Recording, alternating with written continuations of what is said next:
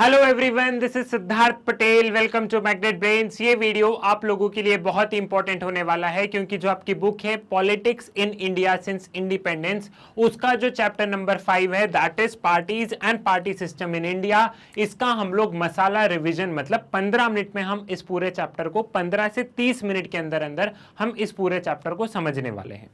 अब आपकी बुक में इस चैप्टर का नाम क्या दिया है? Challenges to and restoration of Congress system.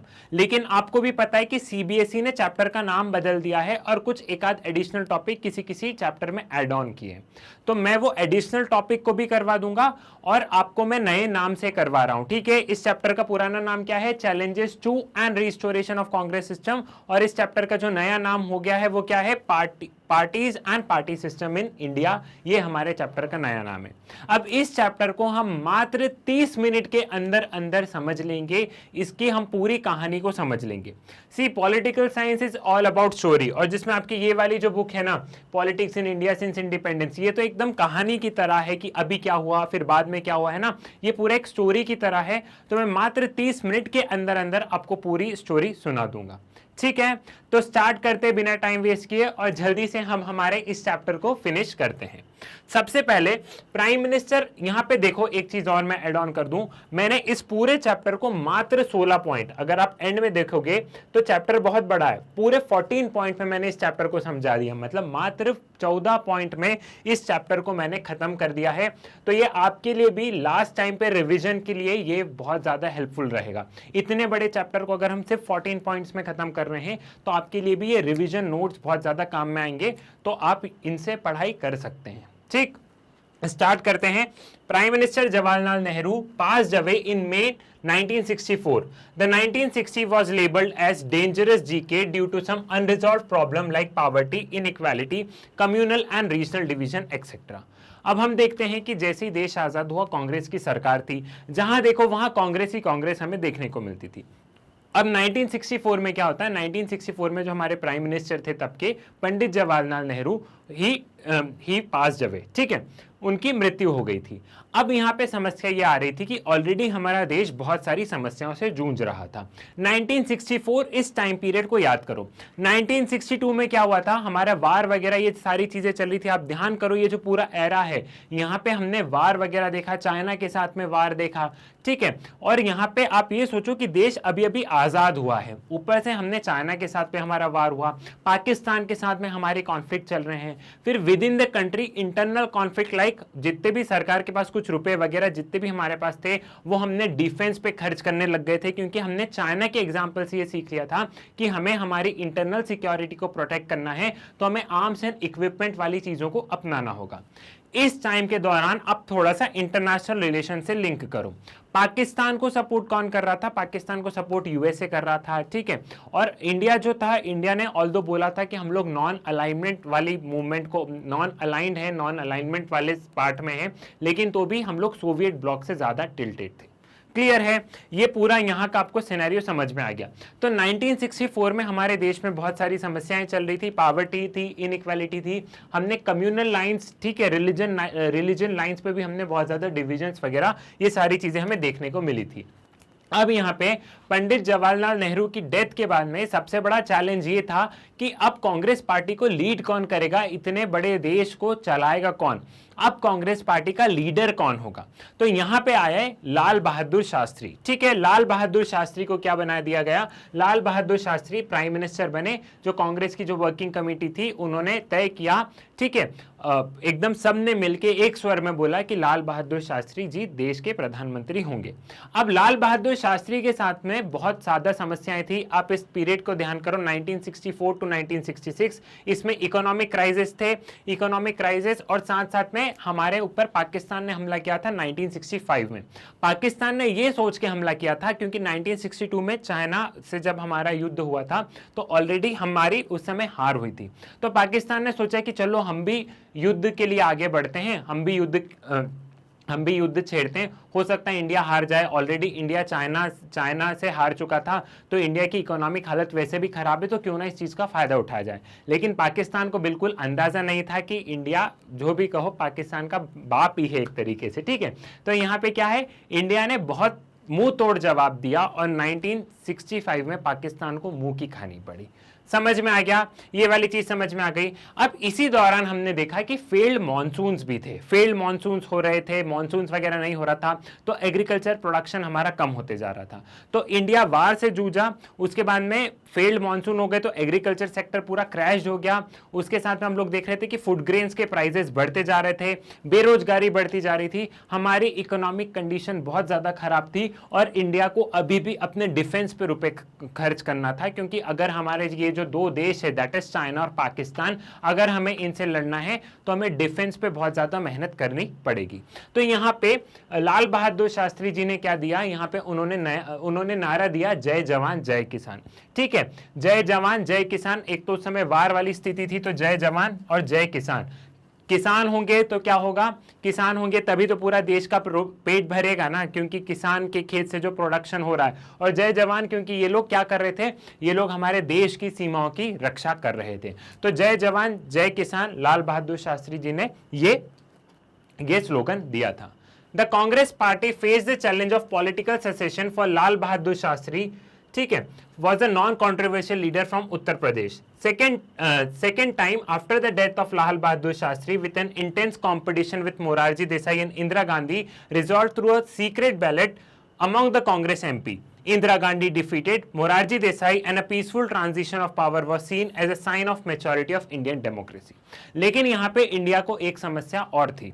1966 में लाल बहादुर शास्त्री की मृत्यु हो जाती है। लाल बहादुर शास्त्री गए थे ताशकंद, ठीक है, वहां से पाकिस्तान से भी जो अयूब खान थे वो आए थे वहां पे, क्योंकि यहाँ पे एक समझौता होना था, ताशकंद अग्रीमेंट होना था, जो युद्ध वगैरह चल रहे थे उसको पीसफुली हमें रिजॉल्व करना था। तो ताशकंद एग्रीमेंट होना था और लाल बहादुर शास्त्री की वहीं ताशकंद में मृत्यु हो जाती है। ये एक मिस्टीरियस, बोला गया कि नेचुरल डेथ है, लेकिन वही वाली बात है कि आज भी ये मिस्ट्री में कि क्या हुआ था आखिर ताशकंद में, कैसे लाल बहादुर शास्त्री की मृत्यु हो गई थी। तो यहां पे हमने देखा कि 1964 में हमने हमारे एक प्रधानमंत्री को खोया, फिर 1966 में हमने हमारे दूसरे प्रधानमंत्री को खो दिया। अब 1966 में फिर वही बात आ गई कि अब इस देश की भागदौड़ कौन संभालेगा। तो इस बार जो कांग्रेस पार्टी थी वो दो हिस्सों में बटी थी। एक हिस्सा बोल रहा था कि मोरारजी देसाई भैया देश को संभालेंगे और दूसरा हिस्सा बोल रहा था कि इंदिरा गांधी देश को संभालेंगी। ठीक है, लाल बहादुर शास्त्री के टाइम पे क्या था, लाल बहादुर शास्त्री के टाइम पे था कि पूरे कांग्रेस पार्टी एकजुट होकर बोल रही थी कि लाल बहादुर शास्त्री देश को संभालेंगे, लेकिन यहां पे कांग्रेस पार्टी में स्प्लिट था। अब इन दोनों के बीच में इलेक्शन हुआ सीक्रेट बैलेट के थ्रू और यहां पे हम देखा गया कि इंदिरा गांधी इलेक्शन जीत जाती है और इंदिरा गांधी 1966 में प्रधानमंत्री बन जाती है। अब इंदिरा गांधी के सामने भी बहुत सारे चैलेंजेस थे। इंदिरा गांधी के सामने क्या क्या चैलेंजेस थे, ये जो इकोनॉमिक क्राइसिस थी, ये जो डिफेंस और ये वार वाला सब था, ये सब कुछ इंदिरा गांधी को फेस करना था। प्लस साथ ही साथ 1967 में इंडिया में जनरल इलेक्शन होने थे, लोकसभा के इलेक्शन होने थे। तो इंदिरा गांधी को पूरी कांग्रेस की जो ये पूरा जो कांग्रेस का जो स्ट्रक्चर है, जो हर जगह जो कांग्रेस हेजेमनी है, उसको भी तो मेंटेन करना पड़ेगा ना। कोई भी पॉलिटिकल पार्टी चुनाव में तो उसे जीतना ही पड़ेगा। तो इंदिरा गांधी के सामने ये भी चैलेंज था कि 1967 में कांग्रेस को जीत दिलाना। अब 1967 में ऑलरेडी लोग जो थे वो कांग्रेस पार्टी से वैसे ही हताश थे।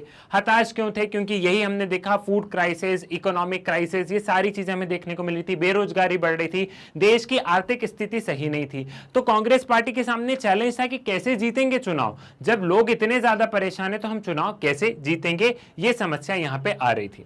साथ ही साथ हमने देखा कि इंदिरा गांधी ने क्या किया था, डीवैल्यू कर दिया था इंडियन रुपी को। ठीक है, यहां पे हमने देखा था डीवैल्यू कर दिया था इंडियन रुपी को, इससे प्राइसेस और ज्यादा बढ़ गए। तो यहां पे एक नया कॉन्सेप्ट निकला, नॉन कांग्रेसियम। ठीक है, जो दूसरी जो पॉलिटिकल पार्टीज थी वो सब साथ में आ गई और उन्होंने एक नया नारा दिया, नॉन कांग्रेसियम। वो क्या बोल रहे थे कि जितनी भी पॉलिटिकल पार्टीज हैं सब लोग साथ में आ जाते हैं और कांग्रेस के खिलाफ चुनाव लड़ते हैं। अगर हम सब लोग अलग अलग चुनाव लड़ेंगे तो वोट बढ़ जाते हैं और वो वोट बढ़ जाते हैं तो इसका कांग्रेस फायदा उठाती है। अगर सारी पॉलिटिकल पार्टी साथ में आ जाएगी कांग्रेस के अगेंस्ट में तो कांग्रेस को हम हरा देंगे। तो एक तरफ सारी पॉलिटिकल पार्टी और एक तरफ सिर्फ कांग्रेस, ये स्थिति उस समय की हो गई थी। अब यहां पे जो सारी पॉलिटिकल पार्टीज थी ये अलग अलग आइडियोलॉजीज की थी। इसमें राइट विंग पार्टी भी थी, लेफ्ट विंग पार्टी भी थी, लेकिन इन सबका एक ही मकसद था। क्या मकसद था इनका एक ही मकसद था कि कांग्रेस को सत्ता से हटाना है। तो अलग अलग आइडियोलॉजी के लोग भी साथ में आने लग गए। उन्होंने ये नहीं देखा कि लेफ्ट और राइट का मेल कैसे होगा, उन्होंने तो बस एक ही था कि हमको कांग्रेस को सत्ता से हटाना है। तो ये ये सारे लोग साथ में आ गए। ठीक है, ये सारी चीजें आपको यहां पे समझ में आ गई। नाउ जो फोर्थ जनरल इलेक्शन है वो हमने देखा कि वो कांग्रेस के फेवर में इतना नहीं रहा। यहां पे हम लोग देखते हैं कि कांग्रेस ने केंद्र में अपनी सरकार तो बना ली, ठीक है, सेंट्रल गवर्नमेंट कांग्रेस की बन तो गई, लेकिन कांग्रेस के पास में वो मेजॉरिटी नहीं रही और कांग्रेस बहुत सारे स्टेट हार चुकी थी। साथ ही साथ हमने ये देखा था कि ये जो फेमस कहावत है कि अगर आप हावड़ा से ट्रेन लेंगे, हावड़ा कहां पे, वेस्ट बंगाल में, अगर आप हावड़ा से ट्रेन लेके दिल्ली जाएंगे तो एक भी स्टेट ऐसा नहीं पड़ेगा जिसमें कि कांग्रेस राज्य हो। मतलब हर जगह कोएलिशन गवर्नमेंट आ गई थी। क्या हुआ था? हर जगह कोएलिशन गवर्नमेंट आ गई थी। यहां पे लेकिन क्या होता है, यहां पे हम लोग तमिलनाडु में देखते हैं कि डीएमके अपनी सरकार बना लेती है। डीएमके एक अकेली ऐसी रीजनल पार्टी थी जो अपने दम पे सरकार बना लेती है। जो डीएमके थी वो किस इशू पे लड़ी थी तमिलनाडु में? वहां पे क्या हो रहा था, जो इंपोजिशन ऑफ हिंदी लैंग्वेज जो चल रहा था वो साउथ इंडियंस में, वहां ये एक बहुत प्रोमिनेंट इशू बन गया था और इस मुद्दे को लेके डीएमके पब्लिक के साथ में आई और डीएमके ने अपने बलबूते पे वहां पे सरकार बना ली। उनको वहां कोएलिशन की जरूरत नहीं पड़ी। तो पहली सरकार जिसने कि कांग्रेस को हराया और जो कि बिना कोएलिशन के साथ में बनी, वो किस पॉलिटिकल पार्टी की थी? डीएमके। क्लियर है? ये चीज भी आपको यहां पे समझ में आ गई है। ठीक, तो यहां पे हमने देखा कि ये जो 1967 का जो इलेक्शन था इसको पॉलिटिकल अर्थक्वेक कहा गया। पॉलिटिकल अर्थक्वेक क्यों कहा गया? कि जो हम लोग कांग्रेस सिस्टम देख रहे थे, जो हम लोग कांग्रेस हेजेमनी देख रहे थे, वो भले ही कांग्रेस पावर में आ गई, कांग्रेस ने भले केंद्र में अपनी सरकार बना ली हो, भले ही इंदिरा गांधी प्रधानमंत्री बन गई हो, लेकिन तो भी कांग्रेस जो पहले की जो कांग्रेस थी कि कोई भी राज्य में चले जाओ कांग्रेस ही कांग्रेस दिखेगी, अब वो फिनोमेना चेंज हो गया। तो 1967 का जो इलेक्शन था वो लोगों के लिए क्या था? वो लोगों के लिए पॉलिटिकल अर्थक्वेक का काम किया। जो पॉलिटिकल साइंटिस्ट थे वो इसको बोलते हैं पॉलिटिकल अर्थक्वेक, और उन्होंने बोला कि ये जो कांग्रेस सिस्टम है उसको ये कहीं ना कहीं चैलेंज किया गया है। 1967 इलेक्शन में हमने देखा कि कैसे रीजनल पार्टी साथ में आई और उन्होंने कैसे इसे चैलेंज किया। क्लियर है? ये चीज भी आपको यहां पे समझ में आ गई है। The election of 1967 brought the phenomenon of coalition which was formed together by a joint legislature party to be called Samyukt Vidhayak Dal. The SVD in Bihar included two socialist party, SSP, BSP, PSP and CPI on left and Janasangh on right. In Punjab, it was called United Front and comprises the two rival Akali parties at the time. The constant realignment and shifting political loyalty in this period gave rise to the expression Aya Ram and Gaya Ram. तो जो 1967 का election था इसमें हमने देखा कि coalition government, मतलब 3-4 political party साथ में आ गई और सरकार बना रही है, जिसको कि हिंदी में कहा गया संयुक्त विधायक दल। ये वाला फिनोमेना कोएलिशन पॉलिटिक्स की पहली बार हमने 1967 के इलेक्शन में देखा। अब यहाँ पे वही मैंने बताया कि दो लेफ्ट की पार्टी आ गई, एक कम्युनिस्ट पार्टी आ गई और एक राइट की पार्टी आ गई, मतलब जिनकी सोच में मेल नहीं है वो साथ में आके सरकार चलाने लग गए। उनका क्योंकि एक मकसद था कि कांग्रेस को हटाओ। ठीक है, साथ ही साथ हमने 1967 के इलेक्शन में डिफेक्शन देखा। डिफेक्शन मतलब कि मान लो कि मैं चुनाव में गया, मैंने कांग्रेस की टिकट पे मैंने चुनाव लड़ा। ठीक है, लोगों ने देखा ये कांग्रेस का कैंडिडेट है, लोगों ने मुझे वोट कर दिया, लेकिन चुनाव जीतने के बाद में मैं शिफ्ट कर गया, मैं किसी दूसरी पार्टी में चले गया। तो ये क्या हुआ? डिफेक्शन, कि मैं चुनाव किसी और पार्टी से लड़ा, मैं जीता किसी और पार्टी के नाम से, लेकिन बाद में मैंने पॉलिटिकल पार्टी ही चेंज कर ली। तो इसको हम बोलते हैं डिफेक्शन। ठीक है, तो इस फ्रेज को क्या नाम दिया? आया राम गया राम। ठीक है, यहां जो एक एमएलए थे गयालाल, वो क्या कर रहे थे? वो बार बार एक रात में उन्होंने 3 बार अपनी पॉलिटिकल पार्टी बदल ली थी। कांग्रेस से इस पार्टी, वापस उस पार्टी, फिर वापस इस पार्टी, फिर वापस कांग्रेस। तो यहां पे आया राम मतलब आया राम गया राम, मतलब जो ज्यादा रुपए दे दे। आज की तारीख में आप इस कॉन्टेक्स्ट में समझो, मैं किसी पॉलिटिकल पार्टी को टारगेट नहीं कर रहा हूं, लेकिन मुझे आपको एग्जांपल के थ्रू समझाना है। ठीक है, बीजेपी ने ज्यादा रुपए दे दिए तो बीजेपी की तरफ चले गए, कांग्रेस ने ज्यादा रुपए दे दिए तो कांग्रेस के टुवर्ड्स चले गए। तो ये आया राम गया राम वाला फिनोमिना उस समय चालू हो गया था और इसे डिफेक्शन का नाम दे दिया गया। अब उस समय बीजेपी नहीं थी, लेकिन मैंने अभी के टाइम पे आपको एग्जाम्पल देने के लिए ये स्टेटमेंट बोला है कि जो ज्यादा रुपए दे दे हम उस पॉलिटिकल पार्टी में चले जाएंगे। तो ये फिनोमिना भी हमें उस समय देखने को मिला। क्लियर है? Immediately after 1967 Indira Gandhi faced the challenges to build her independence from syndicate and to regain the ground which she lost in 1967 election by Congress. अब यहां पे क्या हो रहा था?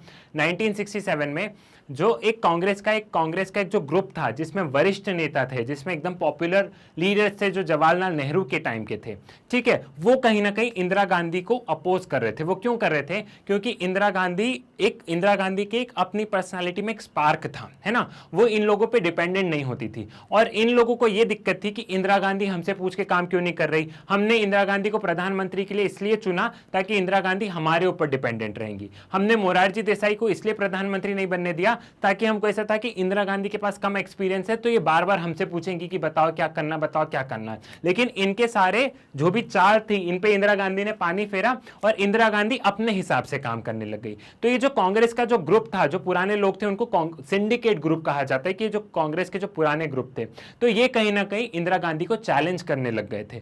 तो इंदिरा गांधी ने भी देखा कि कांग्रेस के अंदर भी फूट पड़ गई है ना, इंदिरा गांधी ने देखा कि कांग्रेस के अंदर भी फूट पड़ गई है। तो जो पार्टी के जो बाहर के लोग थे जो कि इंदिरा गांधी के टुवर्ड्स लॉयल थे, उनको इंदिरा गांधी अपनी अपनी पार्टी में लेने लग गई। और ये जो सिंडिकेट ग्रुप था इसको नहीं भाई।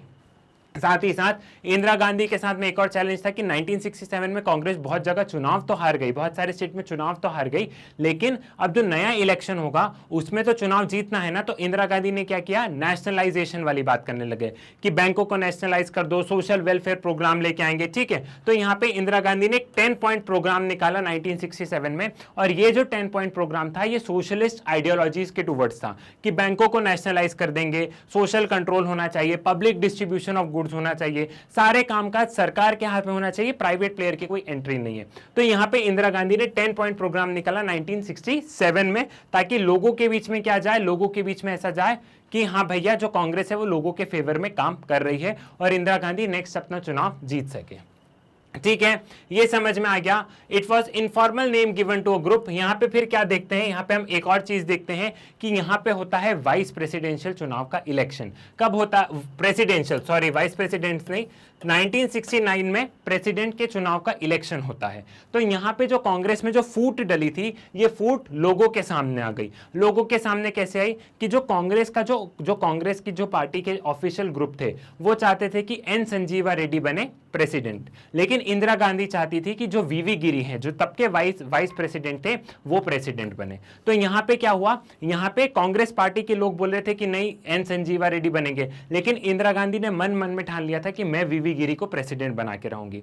तो जब वोटिंग हुई प्रेसिडेंट के लिए तो पार्टी विप इशू की गई कि जो कांग्रेस पार्टी के कैंडिडेट है that is N Sanjiva Reddy, वो क्या करेंगे, आपको उनको वोट डालना है, ठीक है, आपको उनको वोट डालना है। लेकिन तब इंदिरा गांधी ने बोला कि सब लोग कंसाइंस वोट करेंगे, ऐसा नहीं है कि जो कांग्रेस पार्टी ने बोल दिया उस पर वोट करो, जिसको आपकी इच्छा हो उस पर वोट करो। और इंदिरा गांधी ने क्या किया था, जो टॉप उनके जो लॉयल वाले लोग थे उनसे बात की, उन्होंने बोला कि अपने को वीवी गिरी को जिताना है। तो इंदिरा गांधी ने उस दिन बोला कि सब लोग कंसाइंस वोट करेंगे। तो जब वोटिंग के जब रिजल्ट आए तो देखा गया कि वीवी गिरी जीत गए। तो यहां पर हम ये देखते हैं कि जो कांग्रेस के जो कैंडिडेट खड़े हुए थे एन संजीवा रेड्डी, जिनको कि ये जो कांग्रेस का जो ये ग्रुप सिंडिकेट, जो कांग्रेस के जो टॉप लीडर्स थे, ये जो जिनको कि हम सिंडिकेट के नाम से जानते हैं, जिनको कि सिंडिकेट ग्रुप जो इनको सपोर्ट कर रहा था वो हार गया और इंदिरा गांधी के कैंडिडेट जीत गया। तो तब लोगों के बीच में बात आई कि कांग्रेस के अंदर तो ऑलरेडी फूट डल चुकी है। तो कांग्रेस के अंदर फूट कब डली और ये पब्लिक में कब आया, 1969 का जब प्रेसिडेंशियल इलेक्शन हुआ और जब वीवी गिरी प्रेसिडेंट के पद पे जीते तब ये चीज सबके सामने आई। क्लियर है, ये समझ में आ गया। तो यहां पे जो कांग्रेस है वो कांग्रेस दो पार्ट में बढ़ गई, दैट इज कांग्रेस ओ, ठीक है, और दूसरी जो इंदिरा गांधी की कांग्रेस थी वो कांग्रेस आर में, और जो कांग्रेस ओ है वो कांग्रेस ऑर्गेनाइजेशन, मतलब पुरानी वाली कांग्रेस। तो पुराने वाले जो कांग्रेस के जो लीडर थे वो क्लेम करते थे कि हम ही असली कांग्रेस है और ये जो इंदिरा गांधी की जो कांग्रेस आर है ये नकली कांग्रेस है। ठीक है, क्या हुआ कि कांग्रेस में स्प्लिट हो गई, एक तरफ हुआ कांग्रेस ओ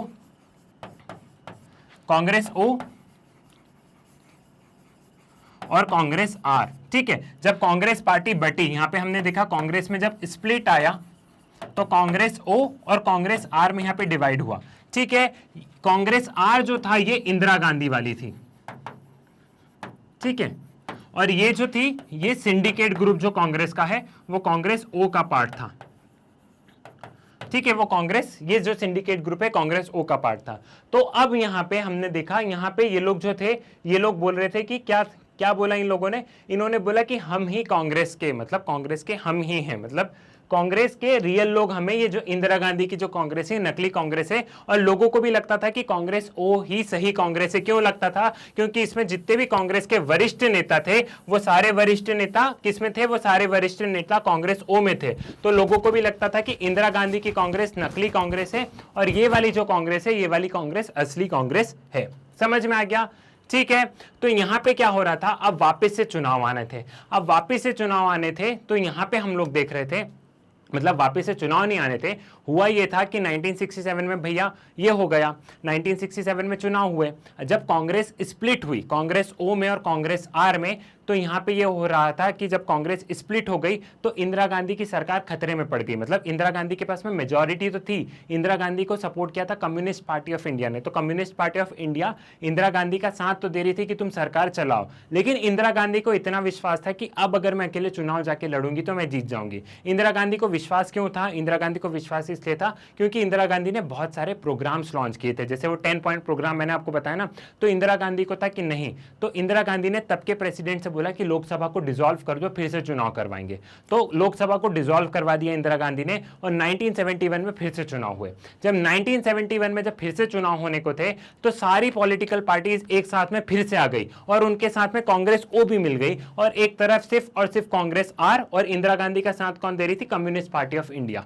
ठीक है, तो कांग्रेस आर और कम्युनिस्ट पार्टी ऑफ इंडिया एक तरफ और दूसरी तरफ कांग्रेस ओ और बाकी सारी पॉलिटिकल पार्टी एक तरफ। लेकिन इस बार का जो चुनाव का रिजल्ट था, इस बार का चुनाव का रिजल्ट इंदिरा गांधी के फेवर में था, क्योंकि 1971 में क्या हुआ, इंदिरा गांधी ने एक पॉपुलर स्लोगन दिया। कौन सा स्लोगन दिया? उन्होंने स्लोगन दिया गरीबी हटाओ। इंदिरा गांधी के पास में क्या था जो कि उनके अपोनेंट्स के पास में नहीं था? इंदिरा गांधी के पास में थी स्ट्रैटेजी। इंदिरा गांधी लोगों के पास में गई, लोगों से बोला कि हम गरीबी हटाएंगे, हमने बैंक्स को नेशनलाइज कर दिया, हमने ये कर दिया। और जो दूसरी जो अपोजिशन पार्टी थी उनका एक ही नारा था, इंदिरा हटाओ। उनके पास कोई स्ट्रैटेजी नहीं थी, उनके पास कोई लीडर नहीं था, इसलिए वो चुनाव हार गए थे। ठीक है, इसलिए वो लोग चुनाव हार गए थे, क्योंकि इंदिरा गांधी के पास में स्ट्रैटेजी और विजन था और अपोजिशन के पास में सिर्फ एक ही मकसद था कि इंदिरा गांधी को हटाओ। तो एक तरफ गरीबी हटाओ वर्सेस दूसरी तरफ कौन सा नारा था? दूसरी तरफ था इंदिरा हटाओ। तो इसलिए हम लोग यहां पे देखते हैं कि पब्लिक ने 1971 में इंदिरा गांधी को भरपूर सपोर्ट किया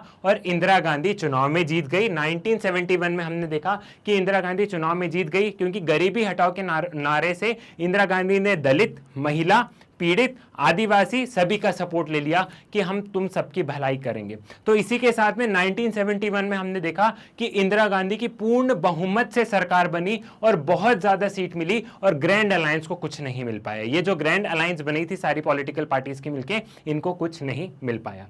तो ये थी इस पूरे चैप्टर की कहानी। इस कुछ छोटे से दौरान में 30 मिनट के अंदर अंदर हमने क्या, इसका पहले वाला जो चैप्टर था जिसमें हमने parties and party system in India, जिसमें कि हमने challenges to and restoration of Congress system वाला जो चैप्टर है ना, जिसका नया नाम बदल के उन्होंने रखा है parties and party system in India, वो चैप्टर मैंने आपको मात्र 23 मिनट में समझा दिया था।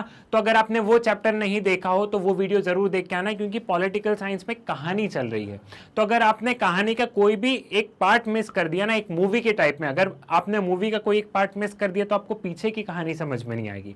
तो इससे पहले वाला वीडियो जरूर देख के आना, वो मैग्नेट ब्रेन्स पर ऑलरेडी अपलोडेड है, फिर आपको इस वीडियो को पढ़ने में मजा आएगा। एक क्विक रिकैप करते हैं फटाफट से। 1967 में इलेक्शन हुए थे। 1967 में जब इलेक्शन हुए थे तो हमने देखा था कि कांग्रेस को चैलेंज, कांग्रेस सिस्टम को कहीं ना कहीं चैलेंज हुआ था। ठीक है, रीजनल पार्टीज ने चैलेंज किया था। कोएलिशन जो सरकारें थी, कोएलिशन पार्टी साथ साथ में लोग आए और उन्होंने कांग्रेस को चैलेंज किया और बहुत सारे स्टेट्स में कांग्रेस हार चुकी थी। फिर हमने देखा कि 1969 में कांग्रेस में ऑफिशियली स्प्लिट हो जाता है और कांग्रेस दो हिस्सों में, that is Congress O and Congress R में बढ़ जाती है। ठीक है, फिर 1971 में फिर से इलेक्शन होता है और जो इंदिरा गांधी की जो कांग्रेस थी, कांग्रेस आर, वो कांग्रेस जीत जाती है और लोग मानने लगते कि इंदिरा गांधी की कांग्रेस ही असली कांग्रेस है और कांग्रेस ओ कहीं डूब जाती है। कांग्रेस ओ का अता पता ही नहीं होता है। अब जो इंदिरा गांधी की कांग्रेस है वही ओरिजिनल कांग्रेस है और इंदिरा गांधी की कांग्रेस को ही लोग कांग्रेस कहने लगे थे।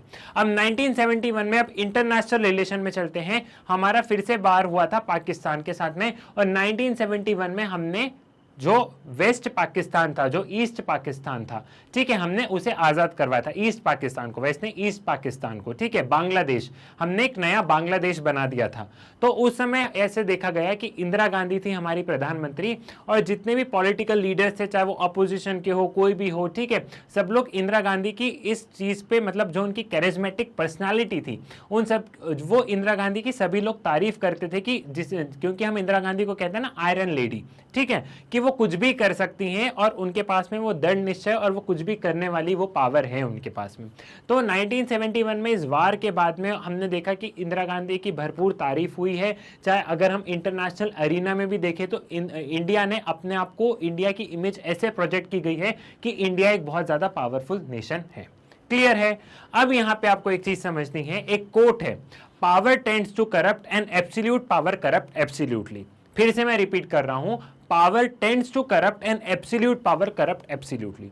अब इंदिरा गांधी के पास में पावर अच्छी खासी आ गई, तो कहीं ना कहीं क्या हो रहा था, पावर का कहीं ना कहीं वो एक मिसयूज थोड़ा सा हो जा रहा था।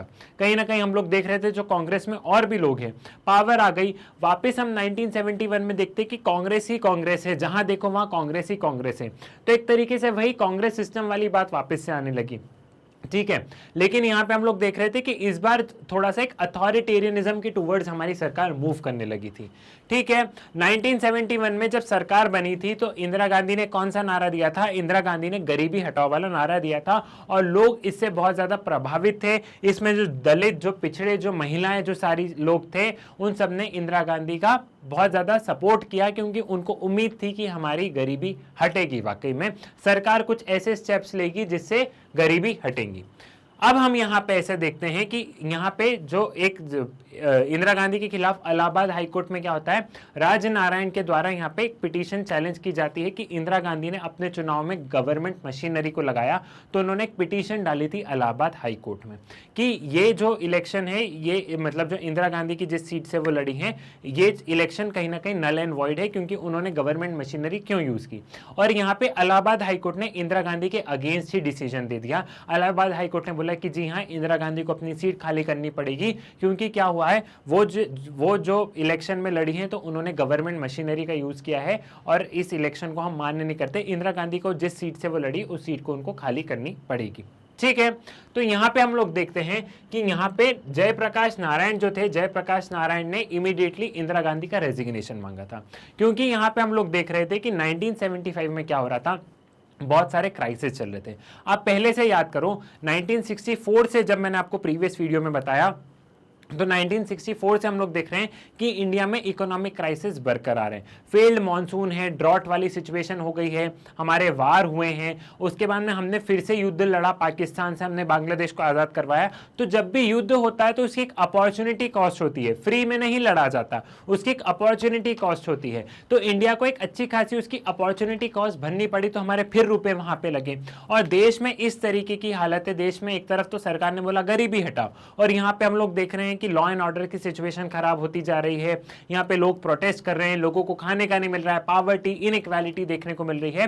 तो लोग वापस से सरकार से तंग आ गए थे और लोग रोड पे उतरने लगे। यहाँ पे हम ये देखते हैं कि जयप्रकाश नारायण ने क्या किया था। जयप्रकाश नारायण ने बोला कि इंदिरा गांधी का इमीडिएट रेजिग्नेशन होना चाहिए। पहला तो उनका जो इलेक्शन है उसको इलाहाबाद हाईकोर्ट ने बोला कि ये वैलिड नहीं है, उनका इलेक्शन वैलिड नहीं है। दूसरा, लोगों के मन में लोग बहुत ज्यादा नाराज हैं, लोग बहुत ज्यादा नाराज हैं। और जयप्रकाश नारायण बोलते हैं कि महात्मा गांधी तो चाहते थे कि कांग्रेस ही नहीं रहे, क्योंकि जयप्रकाश नारायण को कोई ऐसे कांग्रेस से समस्या नहीं थी, लेकिन उनका डेमोक्रेसी का अलग कॉन्सेप्ट था।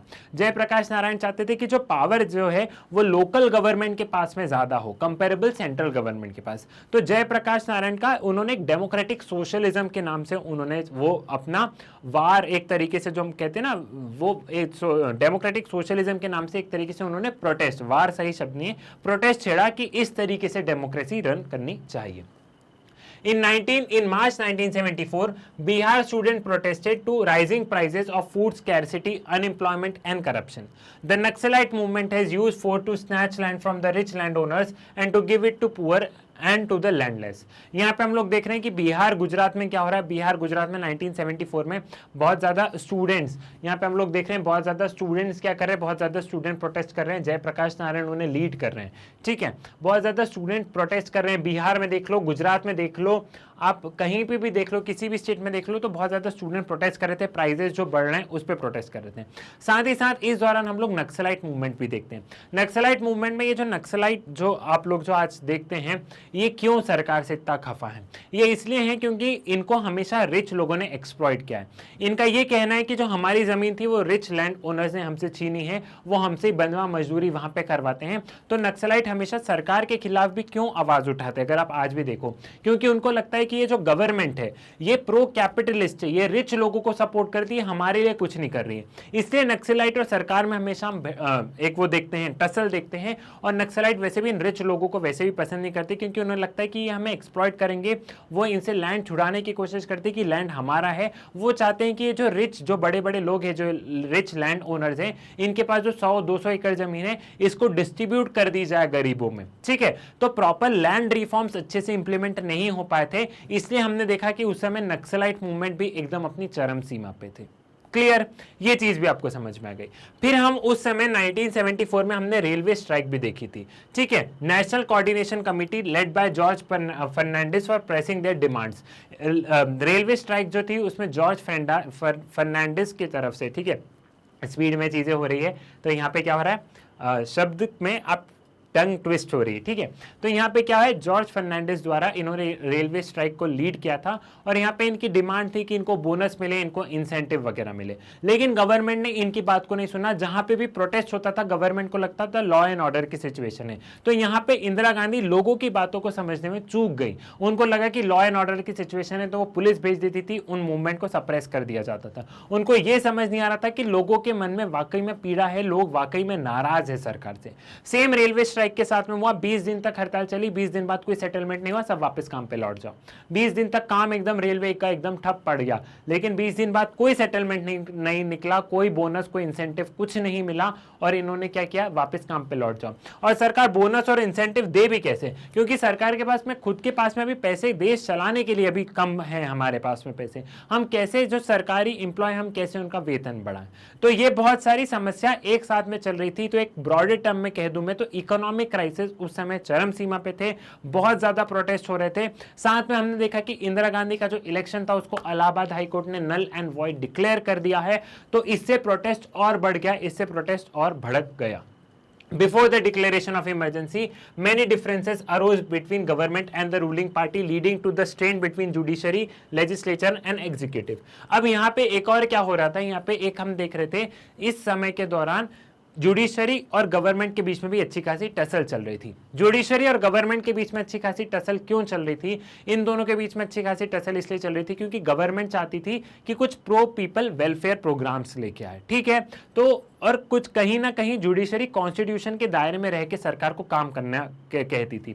अगर गवर्नमेंट कुछ ज्यादा, बहुत ज्यादा प्रो पीपल चली जाती थी, तो रिच लोग जाएंगे सुप्रीम कोर्ट, वो लोग केस फाइल करेंगे, वो बोलेंगे कि हमारा फंडामेंटल राइट है। तो सुप्रीम कोर्ट बोलेगा नहीं भैया, फंडामेंटल राइट्स को तुम इंक्रोच नहीं कर सकते।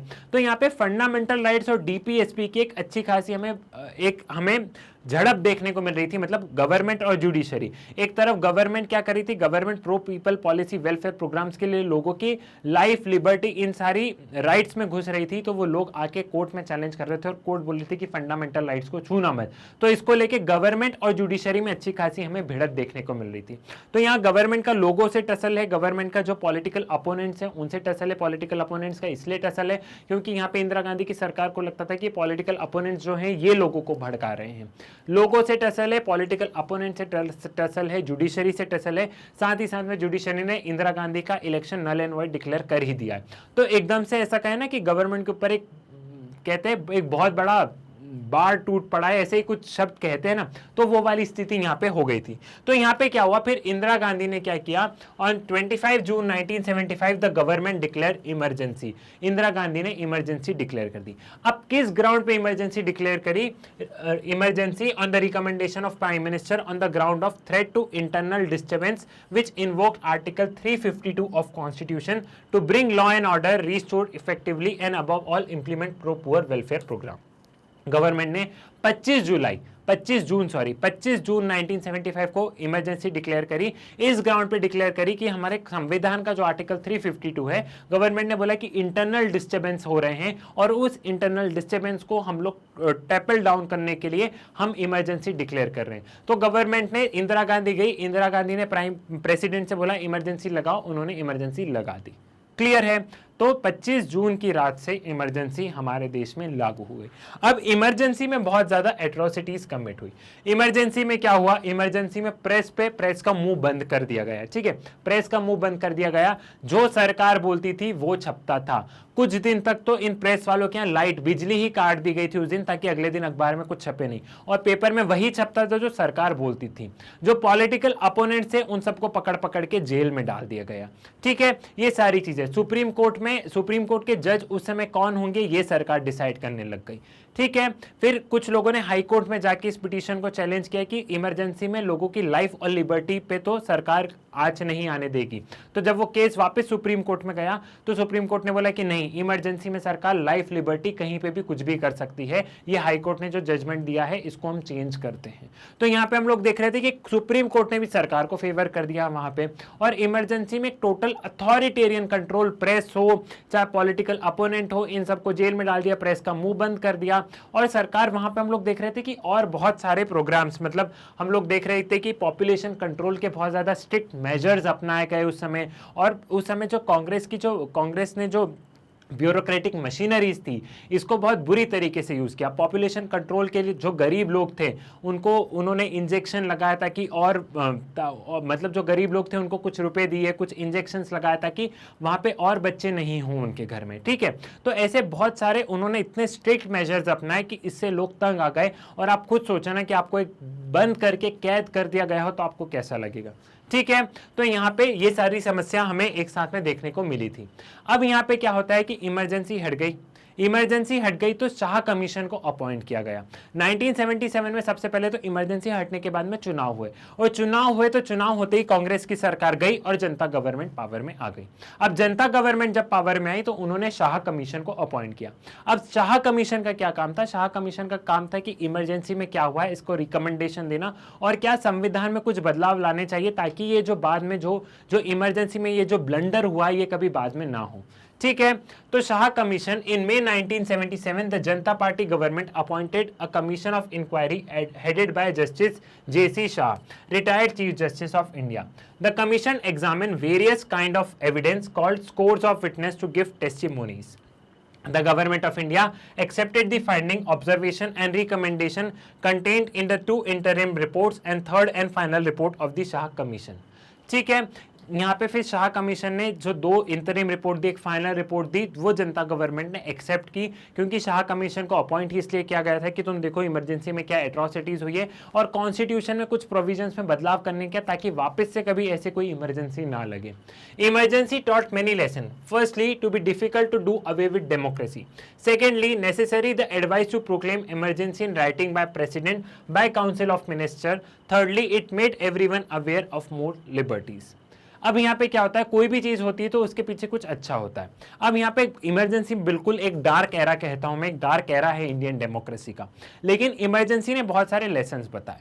पहला लेसन ये है कि एक चीज प्रूव हो गई इमरजेंसी के बाद में कि इंडिया से डेमोक्रेसी कभी नहीं जा सकती। इमरजेंसी के दौरान हमने देखा है कि एकदम अथॉरिटेरियन रूल आ गया, लेकिन इमरजेंसी के तुरंत बाद और इमरजेंसी में हमने देखा कि किस तरह लोग लड़ पड़े, कुछ भी कर पड़े। तो सरकार को भी था इमरजेंसी कितने साल तक चलाएंगे, इमरजेंसी एक ना एक दिन तो हटनी ही है ना।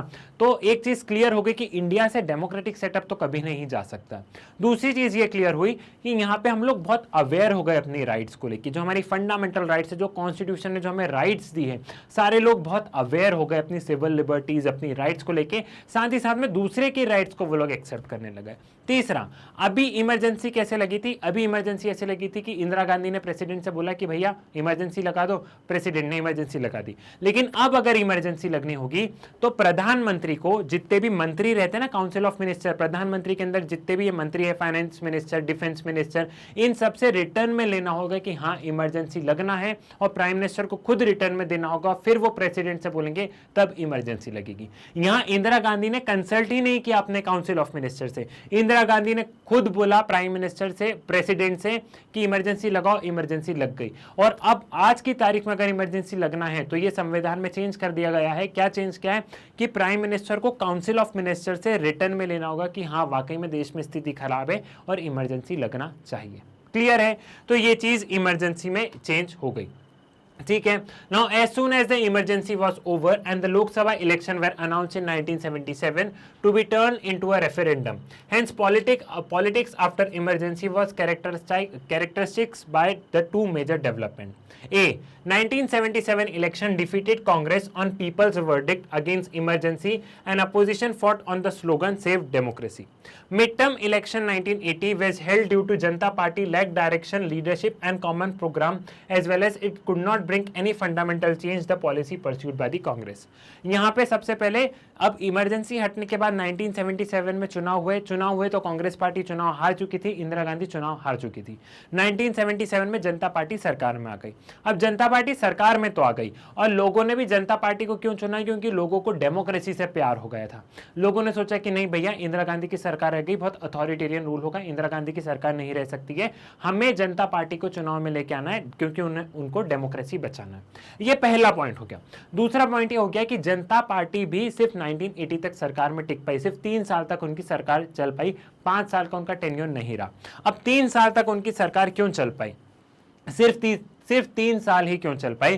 क्योंकि जनता पार्टी के पास भी कोई डायरेक्शन नहीं था। ठीक है, इवन जनता पार्टी कोई फंडामेंटल चेंज नहीं लेके आ पाई थी ग्राउंड लेवल पे, जिसमें हम लोग देख रहे थे कि लोगों को इकोनॉमिक क्राइसिस से जूझ रहे हैं, एग्रीकल्चर सेक्टर एकदम नष्ट हो चुका है। तो जनता पार्टी है वो ग्राउंड लेवल पे कोई चेंजेस नहीं लेके आ पाई, कोई डायरेक्शन नहीं थी, तो जनता पार्टी भी 3 साल में उनकी सरकार गिर जाती है।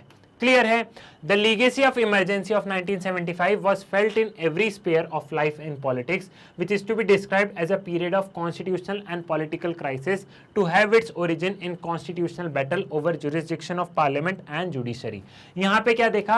यहाँ पे हमने देखा कि इमरजेंसी का इफेक्ट हर एंगल में पड़ा है, पॉलिटिक्स में भी पड़ा है, इवन इंसान के पर्सनल लाइफ में भी पड़ा है कि वो क्या पढ़ सकता है, क्या नहीं पढ़ सकता है।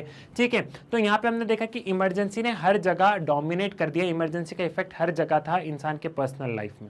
क्लियर है? इमरजेंसी कैसे लगी, इमरजेंसी के क्या रीजन थे, इमरजेंसी के क्या कॉन्सिक्वेंसेज हुए, इमरजेंसी के बाद में चीजें कैसे रही, फिर जनता गवर्नमेंट चुनाव हार गई और वापस कांग्रेस सरकार में आ गई। ठीक है, जब 1981 में हमने देखा 1981 में वापस कांग्रेस पावर में आ जाती है। क्लियर है? इतना पूरा सिनेरियो आपको यहाँ पे समझ में आ गया, ये जितनी भी चीजें थी आपको समझ में आ गई है। चैप्टर को मात्र 30 मिनट के अंदर अंदर समझते हैं, छोटा सा, मतलब चैप्टर तो बड़ा है लेकिन एक छोटी सी कहानी बना के हम इसे समझते हैं। During the decade of 80s 5 development took place in the country with long lasting impact. सबसे पहले हम लोग देखते हैं end of Congress system in 1980s, Mandal issue in 1990s, new economic reform in 1991, Ayodhya dispute in 1992, assassination of Rajiv Gandhi in 1991। यहाँ पे हम सबसे पहले देखते हैं कि 1980s के दौरान हमने देखा, 1989 और इन सब के दौरान हम लोग देखते हैं कि कांग्रेस सिस्टम का एंड हो जाता है। कांग्रेस सिस्टम का एंड ऐसे हो जाता है कि बहुत सारे स्टेट में बहुत सारी रीजनल पार्टीज आने लगती है और बहुत सारे दूसरे पॉलिटिकल पार्टीज सरकार में आने लगते हैं।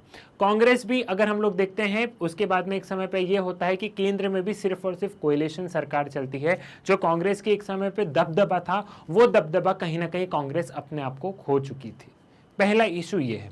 उसके बाद में मंडल इशू, जो ओबीसी रिजर्वेशन की जो मांग उठी थी, इसने भी हमारी पॉलिटिक्स पे, हमारी पॉलिटिकल पार्टी पे एक गहरा इंपैक्ट डाला है, इंडियन पॉलिटिक्स पे गहरा इंपैक्ट डाला है। आपको पता है कि कास्ट एक बहुत इंपॉर्टेंट फैक्टर है हमारी इंडियन पॉलिटिक्स में। दूसरा इशू ये था। तीसरा इशू था इकोनॉमिक रिफॉर्म, जो इकोनॉमिक रिफॉर्म्स इंट्रोड्यूस किए गए थे 1991 में, जहां इंडिया ने अपनी इकोनॉमी ओपन कर दी थी, उसने हमारी पॉलिटिक्स पे बहुत गहरा इंपैक्ट डाला है। Fourth is Ayodhya dispute. Ayodhya disputes को ही अगर आप लोग लिंक कर दो और आगे बढ़ते हैं हम लोग तो गुजरात रॉयट्स। ये 2-3 कम्युनल चीजें कुछ ऐसी हुई थी, कम्युनल वायलेंस वाली चीजें ऐसी हुई थी जिसने कि हमारी पॉलिटिकल पार्टीज को, जिसने कि इंडिया में बहुत ज्यादा रिलीजन के बीच में जिसमें कि हमने कॉन्फ्लिक्ट देखा था और पॉलिटिकल पार्टीज ने इसका मजा उठा के खूब वोट बटोरे। नेक्स्ट हमने देखा था असैसिनेशन ऑफ राजीव गांधी 1991। राजीव गांधी का असैसिनेशन हो जाता है, जो हमारा जो इशू चल रहा था श्रीलंका के साथ में, और फिर बाद में हमने देखा कि हमारे प्राइम मिनिस्टर का असैसिनेशन हो जाता है। क्लियर है? तो एक एक करके हम इन टॉपिक्स को थोड़ा सा अच्छे से समझते हैं। Election in 1989 led to an era of coalition with defeat of Congress party and it has emerged several party when no single party secured a clear majority of seat in any Lok Sabha election held since 1989, and in this era regional party played a crucial role in forming ruling alliances। 1989 के बाद में हम लोग देख रहे थे कि coalition government का एक तरीके से जन्म होता है। कोएलिशन सरकार पहले भी रही है, लेकिन पहले हम लोग देख रहे थे कि कहीं ना कहीं कांग्रेस का इन्फ्लुएंस बहुत ज्यादा था, लेकिन 1989 से लेके 2014 तक हम लोग देखते हैं कोएलिशन सरकार हमको देखने को मिली है केंद्र में। ठीक है, और यहां पे हमने देखा है कि कैसे कांग्रेस ने सरकारें चलाई हैं रीजनल पार्टी के सपोर्ट से, या कैसे हम लोग देखेंगे कि एनडीए ने अपनी सरकार चलाई है जो छोटी छोटी जो रीजनल पार्टीज हैं इनके सपोर्ट से।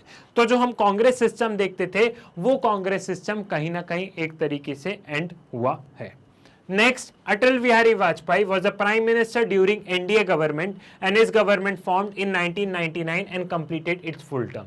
जो अटल बिहारी वाजपेयी ने जो सरकार बनाई थी 1999 में, ये कोएलिशन सरकार थी और ये पहली कोएलिशन सरकार थी जिसने अपने 5 साल का टर्म पूरा किया है।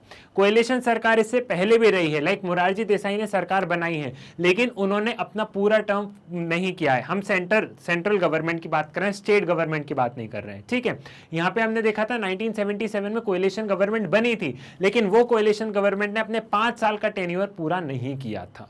ठीक है, तो यहां पे हमने देखते हैं कि यहां पे कोएलिशन सरकार बनी थी। The 90s also so the emergence of powerful parties and movement to represent Dalit and backward caste as well as regional assertion. Now there have been 9 government at the center which have either been coalition government or minority government supported by parties or regional parties only। हमने देखा कि 9 सरकार केंद्र में रही है जो कि या तो कोएलिशन के साथ में रही है या माइनॉरिटी गवर्नमेंट, मतलब दूसरी पार्टीज ने से साथ में आके एक अलायंस बनाया या किसी बाहर वाली पार्टी से समर्थन लिया। तो हमने देखा कि 9 सरकार केंद्र में ऐसी रही है जिन्होंने किसी ना किसी का साथ में लेके अपनी सरकारें चलाई है। OBC, this refers to an administrative category. अब यहाँ पे ओबीसी को बताया गया है कि ओबीसी वो कम्युनिटी है जो apart from the STs and SC है और जो कि पीछे रह गई थी, जिनका कि हम लोग देख रहे थे, जिनका कि हम रिप्रेजेंटेशन नहीं देख रहे थे ब्यूरोक्रेसी में, जिसका कि हम रिप्रेजेंटेशन नहीं देख रहे थे एजुकेशन सेक्टर में। ठीक है, तो इनके रिजर्वेशन की अच्छी खासी मांग उठी थी और वो मंडल कमीशन के नाम से फेमस है या मंडल इशू के नाम से फेमस है। अब Mandal commission, the Mandal commission was set up to investigate the extent of educational and social backwardness among various sections of Indian society and recommended ways of identifying these backward classes. The commission gave its recommendation in 1980s. The commission did a survey and found that the backward caste has a very low presence in these services। यहाँ पे 1980s में मंडल commission ने अपनी report दी थी, लेकिन तब तक जनता government जा चुकी थी। जनता गवर्नमेंट ने मंडल कमीशन को अपॉइंट किया था। जब जनता गवर्नमेंट 1977 में आई थी तो उन्होंने ये जो बैकवर्ड क्लासेस हैं इनके सपोर्ट से वो आई थी। तो जनता गवर्नमेंट ने वादा किया था कि हम एक कमीशन सेटअप करेंगे, देखेंगे कि अगर रिप्रेजेंटेशन नहीं है तो रिजर्वेशन देने की बात करेंगे। तो मंडल कमीशन सेटअप हो गया था, लेकिन जब 1980 में मंडल कमीशन की जब रिपोर्ट रखी गई तब जनता गवर्नमेंट गिर गई थी और मंडल कमीशन की बात कहीं ठंडे बस्ते में चली गई थी। लेकिन ये बातें वापस रिवाइव होती है 1985, 1986, 1990s के आसपास ये बातें वापस रिवाइव होने लगती है। तो यहाँ पे मंडल कमीशन ने ये रिपोर्ट सौंपी थी कि यहाँ पे उन्होंने देखा था कि apart from the STs and SC कुछ कम्युनिटी, एक बैकवर्ड कम्युनिटी ऐसी है जिनका की बहुत कम रिप्रेजेंटेशन है ब्यूरोक्रेसी में, जिनका की बहुत कम रिप्रेजेंटेशन है एजुकेशन में। तो मंडल कमीशन ने एक ओबीसी, अदर बैकवर्ड क्लास का दर्जा देने की बात कही और उन्होंने सेंट्रल गवर्नमेंट की जॉब्स में और यहाँ पे क्या किया, सेंट्रल गवर्नमेंट की जॉब्स वगैरह में उन्होंने बोला कि रिजर्वेशन होना चाहिए। The Mandal issue started with the national front government decision to implement the recommendation of Mandal commission that jobs in central government should be reserve for other backward classes, leading to violent and anti Mandal protest in country between supporter and opponents of OBC reservation. अब जब मंडल commission की इस report को implement करने की बात आई, तब क्या हुआ, तब पूरी कंट्री में हमने देखा कि पूरी कंट्री दो गुट में बटी थी। एक वो लोग बोल रहे थे कि रिजर्वेशन नहीं देना चाहिए, एक वो बोल रहे थे कि नहीं रिजर्वेशन चाहिए। तो यहां पे हम लोग देखते हैं 1990s के एरा में हम लोग देखते हैं कि क्या होता है, यहां पे एक बहुत बड़ा हमें क्लैश देखने को मिलता है, एक दंगे वाली सिचुएशन हमें देखने को मिलती है, जहां पे कास्ट के नाम पे पॉलिटिकल पार्टी वोट मांग रही थी और कास्ट के नाम पे कंट्री में डिवीजन यहां पे हो रहा था और उसका फायदा पॉलिटिकल पार्टीज उठा रही थी। The constituent of Janata Party like Bharatiya Kranti Dal and Samyukta Socialist Party had powerful ruler base among some section of OBCs as well as backward and minority classes employment federation was formed 1978, taking strong position in favor of political power to Bahujan, the SC, ST, OBC and minority. It resulted into the rise of BSP Bahujan Samaj Party under the leadership of Kashiram. अब यहाँ पे हम लोग देख रहे हैं कि जब जनता गवर्नमेंट बनी तो वो बहुत सारी पार्टियों से मिलकर बनी और जनता गवर्नमेंट का बहुत सारा बेस जो ये जो सेक्शंस है, जो एक नेग्लेक्टेड सेक्शंस था, उनका बेस वहां से था। तो इन्होंने मंडल कमीशन की ये बात कही, उन्होंने बात करी कि हाँ हम देखेंगे, फिर उनकी गवर्नमेंट चली गई। लेकिन मंडल कमीशन की रिपोर्ट के बाद में क्या हुआ, बहुत सारी दूसरी पॉलिटिकल पार्टीज इमर्ज हुई इनकी रिपोर्ट को देख के, कि जैसे बहुजन समाज पार्टी है, उन्होंने दलित्स की बात की, ठीक है, उन्होंने एससी की बात करी, और भी पॉलिटिकल पार्टीज आई, उन्होंने ओबीसीज के बारे में बात करी, और एक कास्ट को मैटर उठाते हुए, कास्ट का वो लेते हुए क्या हुआ, कास्ट को वो देखते हुए बहुत सारी पॉलिटिकल पार्टीज इमर्ज हुई और बहुत सारी पॉलिटिकल पार्टीज लोगों के बीच में जाके चुनाव लड़ने लगी। कुछ स्टेट ने ये किया, कुछ स्टेट ने क्या किया, कुछ स्टेट ने बोला कि केंद्र सरकार भले ही ओबीसी का रिजर्वेशन नहीं देगी लेकिन हम जरूर दे देंगे। तो हमने देखा कि जब स्टेट ओबीसी का रिजर्वेशन देने लग गए तो फिर सेंट्रल गवर्नमेंट के ऊपर प्रेशर बना, फिर सेंट्रल गवर्नमेंट को भी इस मंडल कमीशन रिपोर्ट को मानना पड़ा और केंद्र सरकार ने भी क्या किया, केंद्र सरकार ने भी ओबीसी एज अ कम्युनिटी को कैटेगराइज किया, उन्होंने एज अ कैटेगरी को कैटेगराइज किया और रिजर्वेशन की मांग की ओबीसी कम्युनिटी को। हिंदुत्व लिटरली मीन्स, फिर यहाँ पे हिंदुत्व का थोड़ा सा आता है कि जो हिंदुत्व की जो आइडियोलॉजी है वो वीर सावरकर से इमर्ज हुई है और इस आइडियोलॉजी पे बीजेपी जो है, बीजेपी इसके आइडियोलॉजी पे काम करती है, ठीक है। और यहाँ पे हम लोग देखते हैं अलग अलग पॉलिटिकल पार्टी, जैसे बहुजन समाजवादी पार्टी आई तो वो उनको किसने फाउंडेशन रखा, काशीराम ने रखा। बाद में काशीराम ने, आप आज के टाइम पे देखते हो कि मायावती बीएसपी की एक प्रोमिनेंट लीडर है। क्लियर, ये चीज आपको समझ में आ गया। तो यहाँ पे हमने सबसे पहले कास्ट वाला इशू देखा, हमने सबसे पहले देखा कि कैसे कोएलिशन सरकार चल रही थी हमारे यहाँ, फिर हमने देखा कि इकोनॉमिक रिफॉर्म्स आए तो कुछ पॉलिटिकल पार्टीज उसको सपोर्ट कर रही थी, कुछ को सपोर्ट नहीं कर रही थी, कुछ को बोला था कि नहीं ग्लोबलाइजेशन से सब तबाह हो जाएगा। तो एक कॉन्फ्लिक्ट ये चल रहा था, एक कास्ट वाला चल रहा था, एक कोएलिशन सरकार वाला चल रहा था कि किसी पॉलिटिकल पार्टी के पास में बहुमत नहीं हो रही थी, सब मिलजुल के सरकार चला रहे थे। चौथा इशू हम लोग देख रहे थे, ये अयोध्या डिस्प्यूट वाला हुआ, जब बाबरी मस्जिद को डिमोलिश कर दिया गया रात में, ठीक है, ये यूपी की घटना है, जब बाबरी मस्जिद को डिमोलिश कर दिया गया तो पूरे देश में ये बात छिड़ गई। क्या बात छिड़ गई कि क्या इंडिया वाकई में सेक्युलर है, ठीक है, यहाँ पे ये डिबेट्स आ गई कि इंडिया क्या वाकई में सेक्युलर है, और यहाँ से बीजेपी की जो पॉलिटिक्स है हिंदुत्व की, वो पॉलिटिक्स कहीं ना कहीं हमें इमर्ज होकर देखने को मिली। क्लियर, ये चीज भी आपको समझ में आ गई। तो यहाँ पे इंडियन नेशनलिज्म, इंडियन सेक्युलरिज्म, ये सारी डिबेट्स हमें यहाँ से देखने को मिलती। The political process after the 1990s showed the emergence of broadly four groups, that is parties in coalition with Congress, parties in alliance with BJP, left front parties and other parties who are not part of to make the political competition multi-concerned। तो यहाँ पे हम लोग देखते हैं कि political party चार हिस्सों में बढ़ गई। एक पॉलिटिकल पार्टी वो जो कांग्रेस के साथ में थी, दूसरी पॉलिटिकल पार्टी वो जो बीजेपी के साथ में थी, तीसरी लेफ्ट पार्टीज थी जो कि जो एक अपने ही कम्युनिस्ट आइडियोलॉजी वाली थी, और चौथी पार्टी वो थी जो इन तीनों का पार्ट नहीं थी। वो चौथी पार्टी में वो कहीं ना कहीं हमारे इस पार्टी सिस्टम को, हमारी डेमोक्रेसी को कहीं ना कहीं स्ट्रेंथन कर रहा था। अब अगर आपको ये अयोध्या इशू, मंडल इशू, इनको अगर आपको डिटेल में पढ़ना है, इनके detail video already magnet brains पर अपलोडेड है। ये वाली वीडियो क्या है, ये वाली वीडियो आपके लिए मोर और काइंड ऑफ क्या है आपके लिए, ये आपके लिए रिवीजन वाला है। और अगर आपको सबके ईयर चाहिए कि कौन से ईयर में क्या हुआ है, तो उसके लिए घबराना नहीं, आप लोगों के लिए कंप्लीट टाइमलाइन मैंने निकालने वाला हूं इंडियन पॉलिटिक्स की, कि कौन से साल में कब हुआ, अयोध्या डिस्प्यूट कब हुआ, फिर मंडल इशू कब हुआ, तो कंप्लीट टाइमलाइन वाला वीडियो भी मिल जाएगा, तो उसके लिए भी आप घबराएं नहीं, सारी चीजें आपको यहाँ पे प्रोवाइड कर दी जाएगी। फिर हम लोग देखते हैं कि 2002 में, ठीक है, यहाँ पे हम लोग देखते हैं कि 2002 में जो गोधरा कांड है, जो गोधरा रॉयट्स है, ये फेमस है, जो गुजरात रॉयट्स है, वो हमने देखा। The anti Muslim riots took place in front of violence against Muslim through an incident at station called Godhra in 2002। ठीक है, गुजरात में गोधरा एक स्टेशन में, वहां पे क्या होता है, कार सेवक्स, ठीक है, जो आरएसएस के जो कार सेवक्स और वो सब आ रहे थे ट्रेन में, तो उस ट्रेन की एक बोगी को जला दिया जाता है। अब इसमें ये सस्पिशन रहता है, ठीक है, ये बात एक सस्पिशन की उस पर रहती है कि इस बोगी को कोई मुस्लिम कम्युनिटी के लोगों ने जलाया।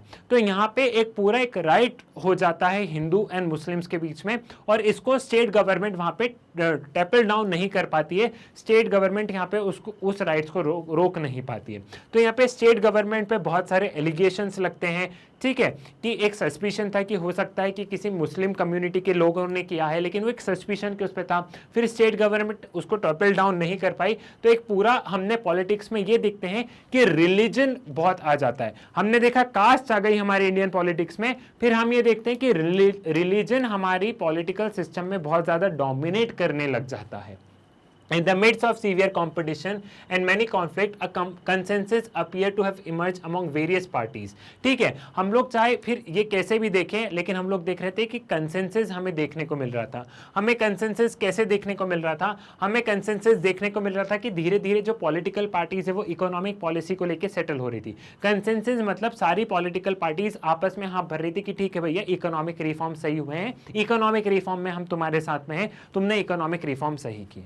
ठीक है, सारी पॉलिटिकल पार्टीज ने आपस में यह सहमति कर ली थी कि अब स्टेट की पार्टीज को कोई भी नेग्लेक्ट नहीं कर सकता। इवन अगर आप आज भी देखें तो आज किसी की भी सरकार हो, लेकिन क्या हम स्टेट की और जो रीजनल पार्टी इसको नेग्लेक्ट कर सकते हैं? जी नहीं, नहीं कर सकते।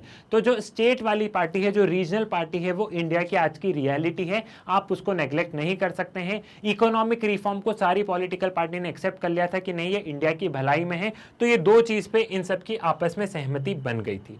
फिर उसके बाद में हमने देखने लगे कि हम लोग देख रहे थे कि जो पॉलिटिकल पार्टीज हैं वो आइडियोलॉजिकल नहीं होकर रियलिस्टिक टर्म्स में आ रही थी। अब हम लोग देख रहे हैं कि भली पॉलिटिकल पार्टी आइडियोलॉजिकली डिफरेंट है, लेकिन वो साथ में आ रही है काम करने के उस पे। अब दो डिफरेंट आइडियोलॉजी वाली पॉलिटिकल पार्टीज भी क्या हो रही है, वो साथ में आ रही है। ठीक है, वो साथ में आ रही है, वो अपनी आइडियोलॉजी को भूल के वो साथ में आ रही है और काम करने के उस पे कि हम ये काम करेंगे। तो कहीं ना कहीं आइडियोलॉजिकल शिफ्ट भी हम लोग यहाँ पे हमको देखने को मिल रहा है। क्लियर है? ये वाला पॉइंट भी आपको यहाँ पे समझ में आ गया है। ठीक, तो कोएलिशन गवर्नमेंट के फायदे नुकसान दोनों है। कोएलिशन गवर्नमेंट में ये है कि अलग बहुत सारी पार्टीज मिलकर अगर सरकार चला रही है तो उसमें नुकसान ये है कि हर पार्टी का सुनना पड़ता है। मान लो कि मैंने कांग्रेस को समर्थन दिया, मेरी कोई दूसरी पार्टी, तो मैं बोलूंगा कि मैं समर्थन तभी दूंगा जब तुम हमें 2 मंत्री की पोजीशन तुम हमारी पार्टी को दोगे। तो कोएलिशन पॉलिटिक्स में हम लोग भ्रष्टाचार ये वाली समस्या भी देखते हैं। लेकिन अगर हम सिंगल पार्टी रूल देखते हैं तो अथॉरिटेरियनिज्म भी देखने को मिलता है। सिंगल पार्टी में क्या हो जाता है, बस मैं ही ताकतवर हूं। तो दोनों कोएलिशन और सिंगल पार्टी के अपने अपने क्या है, अपने अपने फायदे और नुकसान हमें देखने को मिल रहे थे। तो 2014 तक हम लोग देखते हैं क्या होता है। 2014 तक कोएलिशन सरकार चल रही थी, जिसमें 2004 और 2009 में यूपीए की सरकार थी। ठीक है, यूनाइटेड प्रोग्रेसिव अलायंस। लेकिन 2014 से एनडीए की सरकार आ गई, जिसमें कि बीजेपी को, एनडीए एक बहुत बड़ी अलायंस है जिसमें कि बीजेपी सबसे बड़ी पॉलिटिकल पार्टी है, जिसमें कि बीजेपी को सबसे ज्यादा बहुमत मिली, बीजेपी को अपने पूर्ण रूप से बहुमत मिली। तो 2014 में भी बीजेपी को पूर्ण बहुमत मिली और 2019 में भी बीजेपी को पूर्ण रूप से यहां पे बहुमत मिली है। तो हम पिछले 2 टर्म से ये देख रहे हैं कि बीजेपी की सरकार है और उनको पूरी बहुमत के साथ में वो अपनी सरकार चला रहे हैं। इसमें बहुत सारी छोटी छोटी चीजें हैं, अगर वो आपको लग रहा है कि आपको डिटेल में पढ़ना है तो डिटेल वाले वीडियो अपलोडेड हैं, उनको देख लेना। साथ ही साथ टाइमलाइन वाले वीडियो में करवा दूंगा, इस चैप्टर के मोस्ट इंपॉर्टेंट क्वेश्चन करवा दूंगा। साथ ही साथ आपको एक और चीज में करवाऊंगा कि हर पॉलिटिकल पार्टीज की क्या आइडियोलॉजी है, क्योंकि ऐसे क्वेश्चंस हम लोग रिसेंट टाइम्स में देख रहे हैं कि सीपीआई की क्या आइडियोलॉजी, कांग्रेस की, तो वो भी हम लोग एक बार कर लेंगे। क्लियर है? अरे टर्म 2 एग्जामिनेशन में तो कुछ ये रहा हमारा कैलेंडर। 18 तारीख को आपने आपका मतलब दे दिया है ज्योग्राफी का एग्जाम। अब बारी है 24 को हमारे पॉलिटिकल साइंस के पेपर की। तो हमारे पास में टोटल दिन कितने हैं? हमारे पास में देखें तो 1, 2, 3, 4 और 5 दिन है हमारे पास में टोटल। अब इन 5 दिन में हम कैसे पूरे सिलेबस को कंप्लीट करें, कैसे उसका रिवीजन करें और क्वेश्चनों को सॉल्व करें। साथ साथ में मैप बेस्ड क्वेश्चन भी है, मैप भी है, कार्टून भी है, कितनी सारी चीजें करना है। तो मैं सारी चीजों को हम 5 दिन में कैसे कंप्लीट करेंगे, मैं उसकी पूरी स्ट्रैटेजी बताता हूं। एक चीज और बोल दूं, बिल्कुल ऐसा नहीं है कि आज 18 तारीख है, 5 दिन की छुट्टी है, मस्त आराम करते हैं। आपको बिल्कुल ऐसा नहीं सोचना है। आपको क्या करना है, एक दिन का भी गैप मत लेना, एक पुश मार दो यार। मतलब फाइनल एग्जामिनेशन है हमारे, उसके बाद में एग्जाम होने के बाद तो हम आराम कर लेंगे, थोड़ा सा एक दिन का रेस्ट ले लेंगे, थोड़ी सी छुट्टी बना लेंगे, लेकिन एक फाइनल पुश मारो। बिल्कुल भी आलसी मत करना। 18 तारीख को पूरा आप आराम करो, लेकिन 19 से हमें फिर से सुबह जल्दी उठ के पढ़ना ही है। तो बिल्कुल भी आलसी मत करना, एक एक दिन बहुत इंपॉर्टेंट होता है। ठीक है, इतना मेरा वादा कर लो। मेरे कहने से बिल्कुल भी आराम, मतलब आराम करना, लेकिन बिल्कुल भी ऐसे सुस्त मत हो जाना। मेरे कहने से एक फाइनल पुश तो मारो। हो सकता है पॉलिटिकल के पेपर में हम और धमाल करें, पॉलिटिकल साइंस के पेपर में हम और धमाल बचाएं। तो कुछ इस तरीके से रहा आपका शेड्यूल 19 मई से। अब देखो, पेपर पूरा एनसीईआरटी से आना है। पेपर एनसीईआरटी से बाहर तो आएगा नहीं, लेकिन हम एनसीईआरटी को कुछ इस तरीके से पढ़े कि पेपर में कैसा भी क्वेश्चन आ जाए आपको बने। ठीक है, तो बहुत सारे वीडियोस मैंने निकाले हैं जो कि आपकी एनसीईआरटी के अकॉर्डिंग ही हैं और जिससे कि आप बहुत अच्छे मार्क्स स्कोर कर सकते हैं। तो 19 सुबह का मैं आपको टाइम टेबल देता हूं। 19 सुबह 6:30 बजे आपका लाइव सेशन होगा मैग्नेट ब्रेन्स पर मेरे साथ। सुबह 6:30 बजे हम क्या करेंगे, सुबह 6:30 बजे जो आपकी बुक है politics in India since independence, इसके तीनों चैप्टर को हम एनसीईआरटी के थ्रू रिवाइज कर लेंगे। एनसीईआरटी की एक एक लाइन, एक एक सारी चीजें हम इन चैप्टर को 2 से 3 घंटे में तीनों चैप्टर को निपटा देंगे। मैं आपको पूरी चीजें एकदम डिटेल में बता दूंगा। क्लियर? ये हो गया सुबह 6:30 से 8:30 समझ लो या 9 बजे तक समझ लो। हम इन तीनों चैप्टर को मात्र 2 से ढाई घंटे में पूरा खत्म कर देंगे, ये मेरा वादा है। क्लियर? फिर दिन में क्या करेंगे, दिन में मसाला रिवीजन मिलेगा। इन्हीं 3 चैप्टर को मैं मात्र 30-30 मिनट के, ये रिकॉर्डेड, मैंने रिकॉर्डेड वीडियो बना दिए हैं कि इसी चैप्टर को आप लास्ट मूवमेंट पे कैसे देखेंगे। तो मात्र 40 मिनट या 45 मिनट में आप इन तीनों चैप्टर का एक क्विक रिवीजन कर सकते हैं, जिसमें कि मैंने आपको कहानी के फॉर्मेट में सारी चीजें बता दी। ये भी हो गया भैया। फिर रात में आपको मिलेंगे मोस्ट इंपॉर्टेंट क्वेश्चन। किसके मोस्ट इंपॉर्टेंट क्वेश्चन मिलेंगे? इसी बुक के तीनों चैप्टर के आपको मोस्ट इंपॉर्टेंट क्वेश्चन मिल जाएंगे। कौन कौन से क्वेश्चंस आने की संभावना है, सीबीएसई कैसे कैसे क्वेश्चंस बना सकता है, वो सारी चीजें इसमें इंक्लूडेड है विद प्रीवियस ईयर क्वेश्चंस भी। ठीक है, तो 19 तारीख को हमने जो आपकी बुक है, कौन सी book, politics in India since independence, उसको हमने 19 तारीख को खत्म कर दिया। बिल्कुल मेरे साथ में, मैग्नेट ब्रेन्स के साथ में आपने 19 तारीख को आपकी पहली बुक को कंप्लीटली पढ़ लिया है। मसाला रिवीजन से रिवीजन कर लिया और रिवीजन करने के बाद में रात में आपने मेरे साथ में मोस्ट इंपॉर्टेंट क्वेश्चन सॉल्व कर लिए हैं। तो आपका ये बुक होती है कंप्लीट। ठीक है, अगला दिन 20 तारीख को, 20 तारीख को फिर सुबह 6:30 बजे लाइव सेशन होगा। डेली सुबह 6:30 बजे लाइव सेशन है। अब 20 तारीख को क्या है, 20 तारीख को हम करेंगे हमारी दूसरी बुक, कंटेम्प्रेरी वर्ल्ड पॉलिटिक्स की बारी आती है। तो कंटेम्प्रेरी वर्ल्ड पॉलिटिक्स की हम इसको कंप्लीटली रिवाइज करेंगे थ्रू एनसीईआरटी। एनसीईआरटी की वही एक एक लाइन को समझना, एक एक पैरा को बहुत अच्छे से समझना। 20 तारीख को सुबह 6:30 बजे नई बुक की बारी आती है, कंटेम्प्रेरी वर्ल्ड पॉलिटिक्स। इसके तीनों चैप्टर को हम मात्र 2.5 से 3 घंटे के अंदर अंदर तीनों चैप्टर को बहुत अच्छे से समझ लेंगे। तो आज तक वो चैप्टर किसी ने नहीं भी पढ़े होंगे, कोई समस्या नहीं है, मैं सारे चैप्टर आपको बहुत अच्छे से समझा दूंगा। नेक्स्ट दिन में आपको मिलेगा मसाला रिवीजन। इन्हीं चैप्टर्स को आप 20-20, 25-25 मिनट में कैसे रिवाइज करेंगे।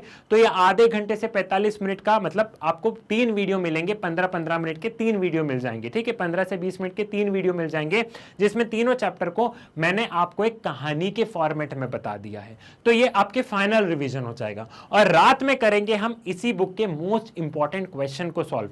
तो ये बुक भी हमारी हो गई कंप्लीट। मतलब 19 और 20 में हमने हमारे सिलेबस को बहुत अच्छे से कंप्लीट कर लिया है। अगर आपने नहीं भी पढ़ा तो भी कोई टेंशन वाली बात नहीं है।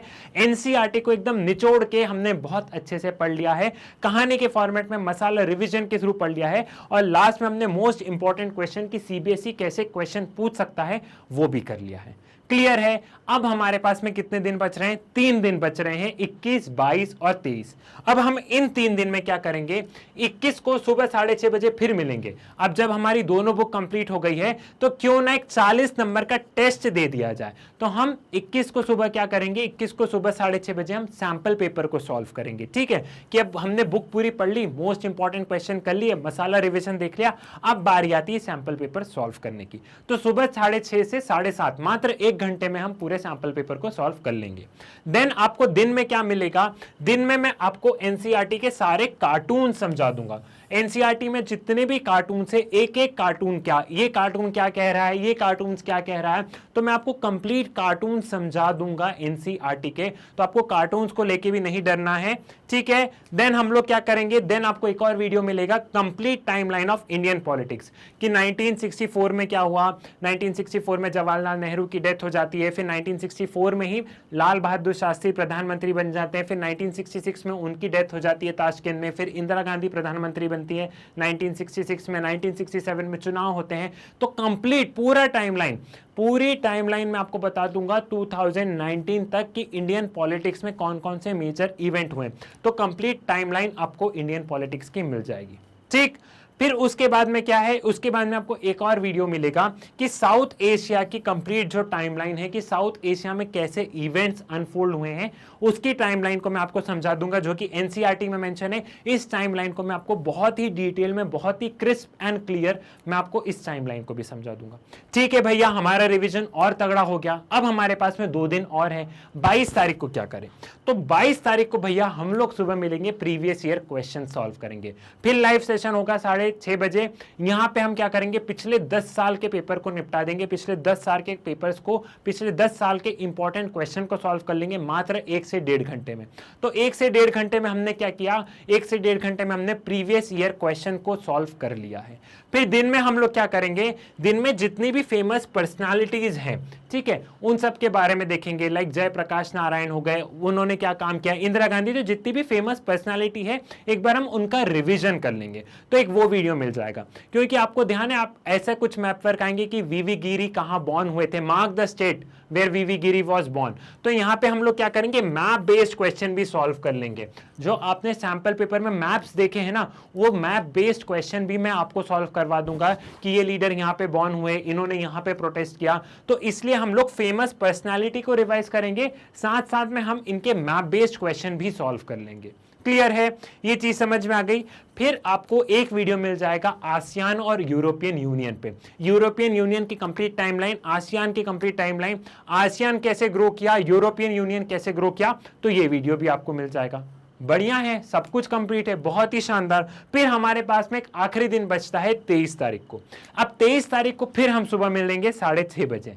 अब हम 23 तारीख को क्या करेंगे, 23 तारीख को हम जो रिवीजन करेंगे, हम पूरे पॉलिटिकल साइंस का रिवीजन करेंगे, लेकिन इंपॉर्टेंट टर्मिनोलॉजीज के साथ में। इंपॉर्टेंट टर्मिनोलॉजीज, गरीबी हटाओ, किसने नारा दिया, क्यों दिया, नॉन कांग्रेसियम, इसका मतलब क्या है, ठीक है। तो जितने भी इंपॉर्टेंट टर्मिनोलॉजीज हैं, उन टर्मिनोलॉजीज को डिस्कस करते करते हम पूरे पॉलिटिकल साइंस को क्रिस्प एंड क्लियर समझ लेंगे। इंपॉर्टेंट टर्मिनोलॉजीज हमें पता होना चाहिए, तभी अगर आप एग्जाम में गरीबी हटाओ लिख के अंडरलाइन करोगे तभी तो नंबर मिलेगा। तो हम जितने भी इंपॉर्टेंट टर्मिनोलॉजीज हैं उनके साथ हम लोग रिविजन कर लेंगे। फिर दिन में आपको मैं एक और सैंपल पेपर दूंगा, क्योंकि हमने इतना सारी चीजें पढ़ ली, तो एक सैंपल पेपर हम लोग और सॉल्व करेंगे। तो एक सैंपल पेपर आपको और मिल जाएगा। और शाम को एक ultimate revision of political science होगा। इसमें आपको कोई भी डाउट वगैरह है, कुछ भी चीज अगर आपको लग रहा है कि सर ये चीज छूट गई है, ये चीज और करना है, तो इस अल्टीमेट पॉलिटिकल साइंस रिवीजन में 23 तारीख को आपको सुबह, 23 तारीख को शाम को 7 बजे हम इस ultimate revision of political science में उसे पढ़ लेंगे। क्लियर है, ये पूरे 5 दिन का प्लान है। अगर आप इस प्लान को ध्यान से देखोगे तो अगर किसी ने अभी तक पॉलिटिकल की बुक भी नहीं उठाई है तो भी कोई इशू वाली बात नहीं है, क्योंकि सारी चीजें हम लोग इन 5 दिन में बहुत अच्छे से सॉल्व कर लेंगे। एंड 24 को सुबह आप खुद उठना, खुद एक बार रिवाइज करना, पेपर दे के आना, पेपर एनसीईआरटी से आना है। और जितने भी वीडियोस हैं, ये सारे वीडियोस एनसीईआरटी के अकॉर्डिंग आप लोगों के लिए आसान करने के लिए कुछ इस तरीके से बनाए हैं कि आप एग्जाम में पूरे में से पूरे मार्क्स स्कोर कर सकें। तो ये थी आपकी complete strategy of political science, जिसको कि हम फॉलो करने वाले हैं। मिलते हैं 19 तारीख को सुबह कितने बजे, 19 तारीख को सुबह 6:30 बजे। उसमें हम क्या करेंगे, एनसीईआरटी, पूरी एनसीईआरटी को पढ़ लेंगे, politics in India since independence. इस पूरी एनसीईआरटी को हम लोग पूरी एनसीईआरटी को अच्छे से पढ़ लेंगे। ध्यान रखिएगा, डेली सुबह 6:30 बजे आपके लाइव सेशन है जिसमें कि हम प्रीवियस ईयर क्वेश्चन और एनसीईआरटी को समझेंगे। तो ये थी पूरी स्ट्रेटेजी। मिलते हैं, कम्युनिटी पोस्ट को रेगुलर चेक करते रहिएगा, मैग्नेट बेस पे जो वीडियोस है चैनल को रेगुलर चेक करते रहिएगा, क्योंकि आप लोगों के लिए पॉलिटिकल साइंस के बहुत सारे वीडियोस आने वाले हैं जो कि आपकी प्रिपरेशन में आपको हेल्प करेंगे और जिससे कि आप अच्छे से अच्छे मार्क्स स्कोर कर सकेंगे। ठीक है, सो मैग्नेट बेस आपको बिल्कुल कंप्लीट फ्री एजुकेशन प्रोवाइड करता है। यहाँ पे सारे वीडियोस बिल्कुल फ्री ऑफ कॉस्ट अवेलेबल हैं। सो ज्यादा से ज्यादा आप इन वीडियोस को शेयर कीजिए, इस वीडियो को लाइक भी कीजिए और चैनल को सब्सक्राइब कीजिए। मुलाकात होगी आपसे लाइव सेशन में और दूसरे पॉलिटिकल साइंस की वीडियो में। तब तक के लिए धन्यवाद।